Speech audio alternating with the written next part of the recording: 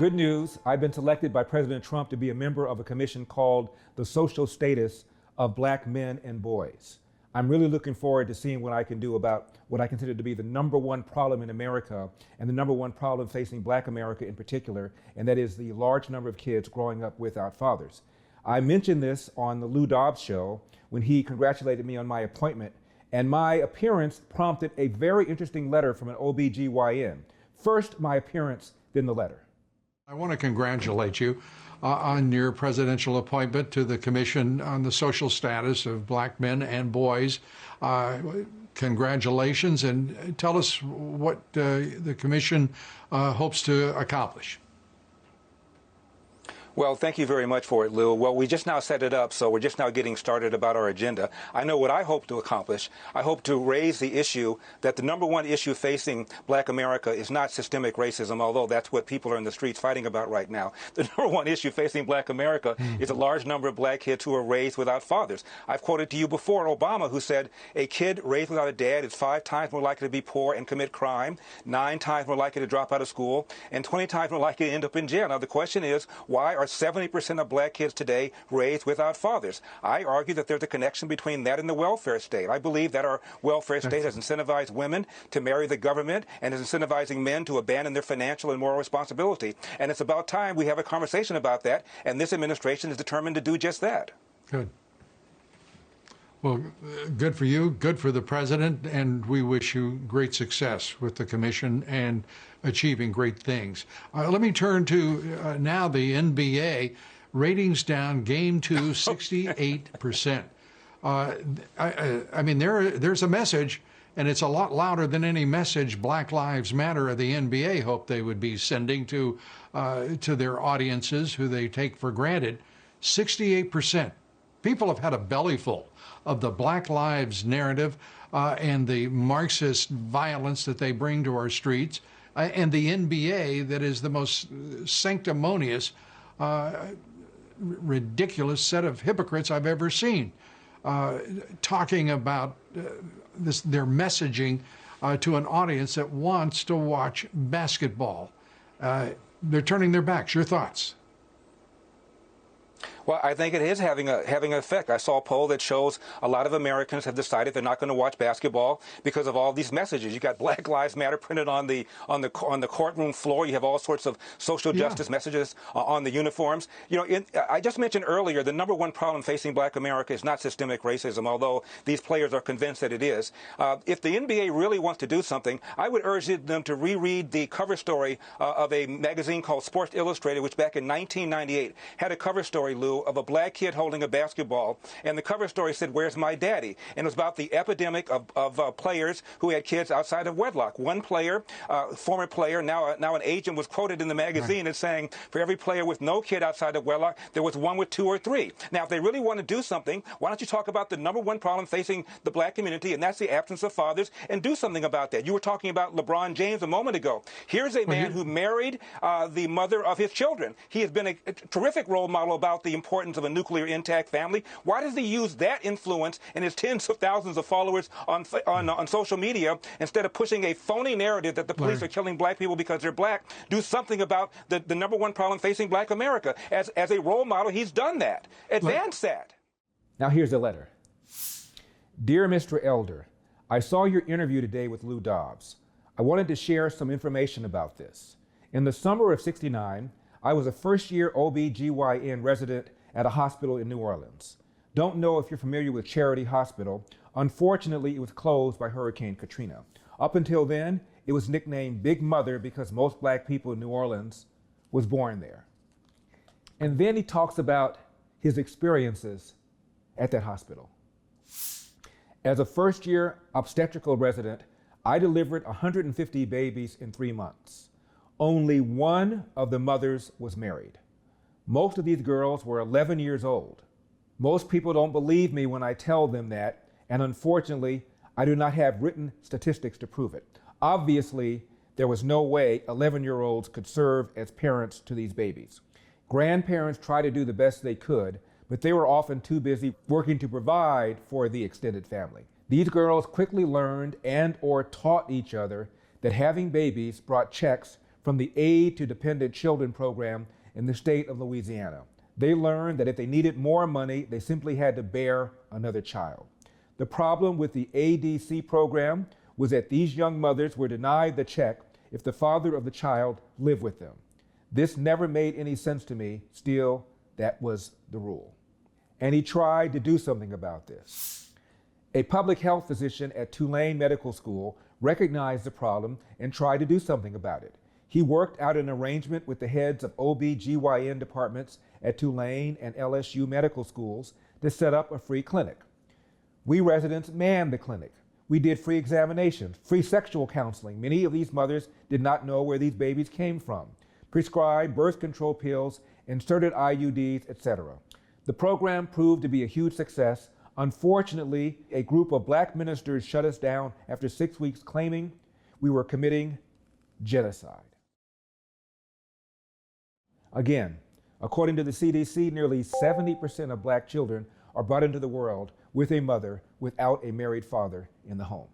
Now, in 2006, Heather McDonald wrote a piece called Hispanic Family Values: How Runaway Illegitimacy is Creating a New Underclass. One of the great strengths of our Hispanic Latino culture is the gift of the family. Really?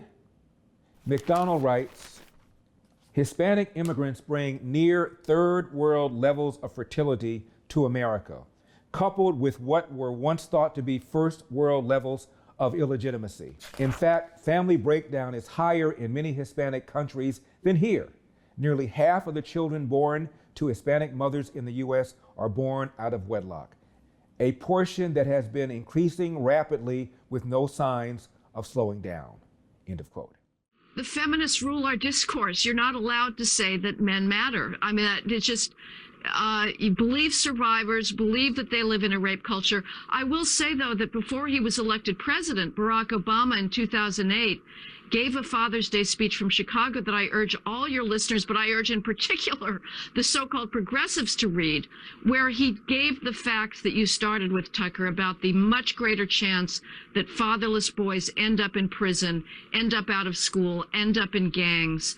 Sadly, Obama did not act on that speech, and the Republicans have not been much better. On the unmarried birth rate, McDonald writes, Hispanic women have the highest unmarried birth rate in the country, over 3 times that of whites and Asians, and nearly 1.5 times that of black women, according to the CDC.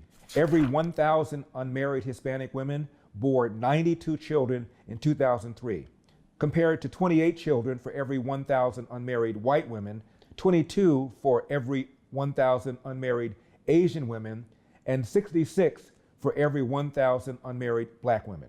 44% of all Hispanic births occur outside of marriage, compared with 24% of white births and 15% of Asian births. Only the percentage of black out-of-wedlock births, 68%, exceeds the Hispanic rate. But the black population is not going to triple over the next few decades, end of quote. The breakdown of the family is the biggest civilizational catastrophe that we're facing today, that is the root of the spiraling crime, insane drive-by shootings that we see in the inner city, and the lack of the destruction of human potential. And it's even worse among some groups, such as the Mexican and Mexican-American teen birth rate. The rate of childbirth for Mexican teenagers, who come from by far the largest and fastest growing immigrant population, greatly outstrips every other group. The Mexican teen birth rate is 93 births for every 1,000 girls, compared with 27 births for every 1,000 white girls, 17 for every 1,000 Asian girls, and 65 for every 1,000 black girls. To put these numbers into international perspective, Japan's teen birth rate is 3.9, Italy's 6.9, France's 10. Even though the outside U.S. teen birth rate is dropping, it continues to inflict unnecessary costs on the country, to which Hispanics contribute disproportionately, end of quote. Heather McDonald talked to doctors on the front line. Dr. Anna Sanchez delivers babies at St. Joseph's Hospital in the city of Orange, California. many of them to Hispanic teenagers. To her dismay, they view having a child at their age as normal. A recent patient just had her second baby at age 17. The baby father is in jail. But what is most alarming, Sanchez says, is that the teen's parents view having babies outside of marriage as normal too. A lot of grandmothers are single as well. They never married or they had successive partners. So the mom sends a message to her daughter that it's okay to have children out of wedlock, end of quote. But I noticed that in affluent neighborhoods like the one I've spent a lot of my life living in, not one person will judge out of wedlock births, but there are no out of wedlock births. Everyone's married and has kids within marriage. What does that tell you? It tells you that the elites have lost faith in the bourgeois values that they practice but are not willing to articulate because they believe that somehow they're associated with white supremacy. And what about fathers, you ask? Good question. The fathers of these illegitimate children are often problematic in even more troubling ways. Social workers report that the impregnators of younger Hispanic women are with some regularity their uncles, but not necessarily seen as a bad thing by the mother's family. Alternately, the father may be the boyfriend of the girl's mother, who then continues to stay with the grandmother. Older men seek younger girls in the belief that a virgin cannot get pregnant during her first intercourse and to avoid sexually transmitted diseases, end of quote. Here's the real class divide in this country, and sadly it's also a race divide. The likelihood of growing up with two married parents. I'm going to break a massive feminist taboo here and say that males matter, that fathers matter, that fathers bring a set of values and norms to child rearing, whether it's self-reliance or self-discipline, honor and courage, on average, that complement what mothers can bring. And what about the government benefits that they get? Hispanics now dominate the federal Women, Infants, and Children Free Food Program. Hispanic enrollment grew over 25% from 1996 to 2002, while Black enrollment dropped 12% and white enrollment dropped 6.5%. Illegal immigrants can get WIC and other welfare programs for their American-born children. If Congress grants amnesty to most of the 11 million illegal aliens in the country today, expect the welfare rolls to skyrocket as the parents themselves become eligible, end of quote. And the anarchy that we've lived through with the looting and the rioting of the last month, Tucker, has been preceded by a more slow motion anarchy and breakdown, which is the breakdown of the family, because our prisons today are filled almost exclusively with fatherless men. Now, at one time, even CNN's Don Lemon understood this. It's time now for some tough love on the subject.